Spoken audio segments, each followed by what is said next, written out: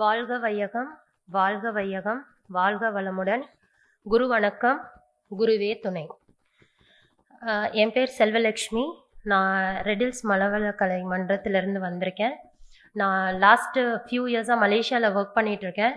So நான் நம்ம வேதாத்ரியம் இதில் ஜாயின் பண்ணது லாஸ்ட்டு ஃபெப்ரவரியில்.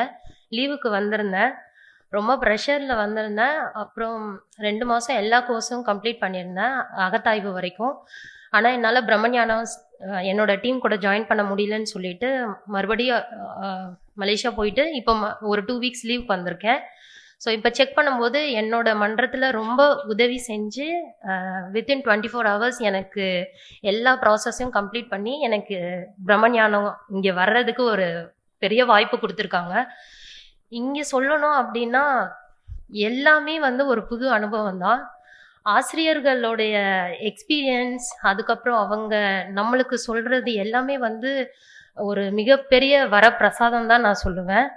தெய்வத்திலேருந்து ஆரம்பித்து பிரபஞ்ச தன்மாற்றம், ஜீவகாந்தம்னா என்ன, உயிரின தன்மாற்றம், அப்புறம் செயல் விளைவு தத்துவம், கருமையம், மன அமைப்பும் இயக்க இயல்புகளும், அப்புறம் வானியல், கோள்கள், ஆஸ்ட்ராலஜி, சயின்ஸு, ஃபிசிக்ஸு, மேக்ஸு, கெமிஸ்ட்ரின்னு இருக்கிற எல்லாத்தையுமே நான் 18 வருஷம் படித்ததை 2 நாளில் மொத்தமாக கொண்டாந்து கொடுத்துட்டாங்க. எல்லா ஆசிரியர்களுக்குமே அவங்களோட நேரத்துக்கும் அவங்களுடைய உழைப்புக்கும் ரொம்ப ரொம்ப ரொம்ப நன்றி. ஆண்டவன் சொல்கிறான், அருணாசலம் செய்கிறான் அப்படின்ட்டு படத்துலலாம் கேள்விப்பட்டிருப்போம். அப்போ எனக்கு புரியல, ஆனால் இங்கே வந்ததுக்கப்புறம் தான் புரிஞ்சுது ஆண்டவன்னா யார் அப்படின்னு சொல்லிட்டு. இங்கே இருக்கிற ஒவ்வொருத்தராலையுமே ஒரு பெரிய சூப்பர் ஸ்டாராக ஆக முடியும் அப்படின்றத சொல்லாமல் சொல்லி நம்ம கையிலேயே கொடுத்துருக்காங்க. ஸ்கந்தகுரு கவசத்தில் அருள் ஒளி காட்சியை அகத்துள்ளே காட்டிவிடு, அறிவை அறிந்திடும் அவ்வருளையும் நீ தந்துவிடு முருகான்னு சொல்லி சொன்னதை எவ்வளோ ஒரு டீப் மீனிங்.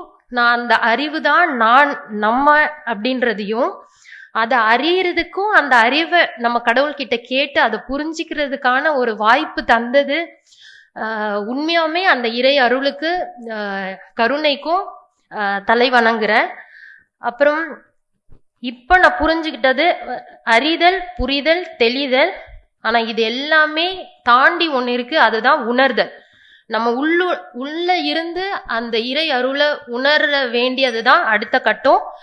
அதை நம்ம இம்ப்ளிமெண்ட் பண்ணணும்னு சொல்லி வாய்ப்பு தந்த அனைவருக்கும் என்னுடைய நன்றியை தெரிவிச்சுக்கிறேன். நன்றி, வணக்கம்.